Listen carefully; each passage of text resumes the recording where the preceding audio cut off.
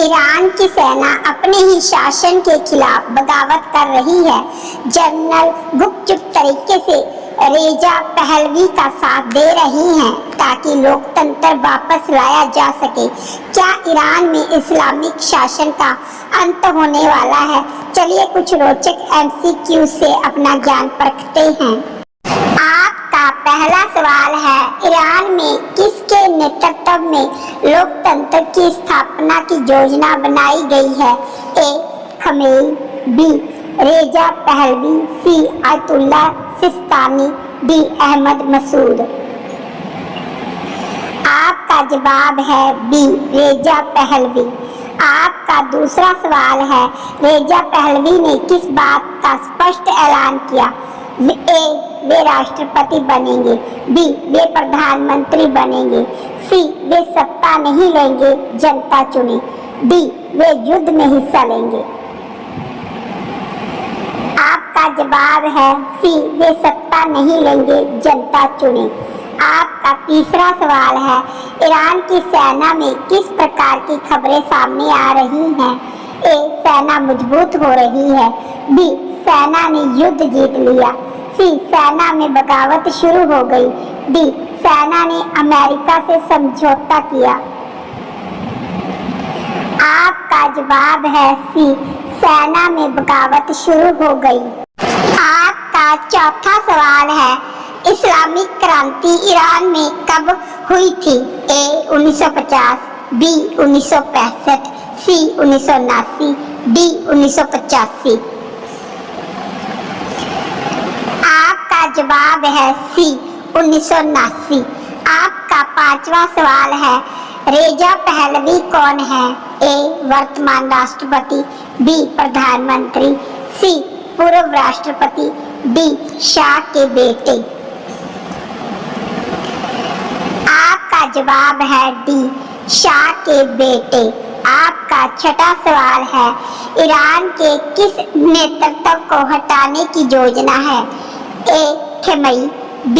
रूहानी, C. मोहम्मद रिजा Shah, D. Abdullah Akbar. आपका जवाब है A. खमेनी।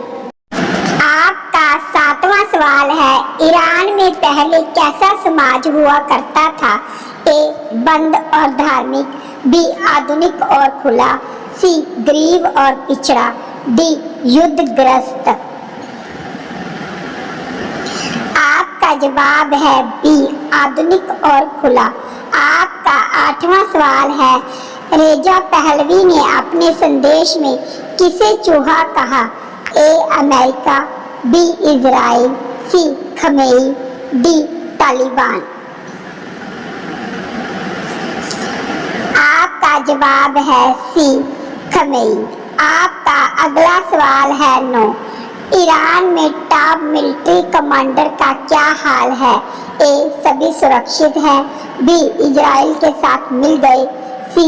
मारे जा चुके हैं, D. अमेरिका चले गए। आपका जवाब है C. मारे जा चुके हैं। आपका अगला सवाल है 10, 1970 के दशक में ईरान किस क्षेत्र में प्रसिद्ध था? A. आयुर्वेद, B. ईंधन तकनीक, C. फिल्म और संस्कृति, D. सैन्य अभ्यास। आपका जवाब है C. फिल्म और संस्कृति। आपका अगला सवाल है 11, अमेरिका और इजराइल का वर्तमान लक्ष्य क्या है? A. खमेनी को सत्ता में लाना, B. ईरान को परमाणु शक्ति बनाना, C. लोकतंत्र की स्थापना करना, D. शाह को मारना। आपका जवाब है C. लोकतंत्र की स्थापना करना। आपका अगला सवाल है 12, इस्लामिक सेना बनाने का विचार क्यों लाया गया? A. युद्ध जीतने के लिए, B. कमजोर होते समय, C. तालिबान के कहने पर, D. शांति स्थापित करने के लिए। आपका जवाब है B. कमजोर होते समय। आपका अगला सवाल है 13, सऊदी अरब किस पक्ष में है? A. Iran, B. Taliban, C. America और इजराइल, डी पाकिस्तान। आपका जवाब है सी अमेरिका और इजराइल। आपका अगला सवाल है 14। ईरान में महिलाओं की स्थिति पहले कैसी थी? ए बुर्का अनिवार्य, बी खुला समाज और स्वतंत्रता, सी शिक्षा से वंचित, डी केवल धार्मिक अधिकार। आपका जवाब है बी खुला समाज और स्वतंत्रता। आपका अगला सवाल है 15। तेहरान यूनिवर्सिटी किस चीज के लिए जानी जाती थी? ए धार्मिक शिक्षा, बी आतंकवाद, सी उच्च शिक्षा और आधुनिक सोच, डी हथियार निर्माण। आपका जवाब है सी उच्च शिक्षा और आधुनिक सोच। आपका अगला सवाल है 16। खमेई की स्थिति कैसी बताई जा रही है? ए मजबूत, बी छिपा हुआ और कमजोर, सी अमेरिका समर्थक, डी शांति दूत। आपका जवाब है बी छिपा हुआ और कमजोर।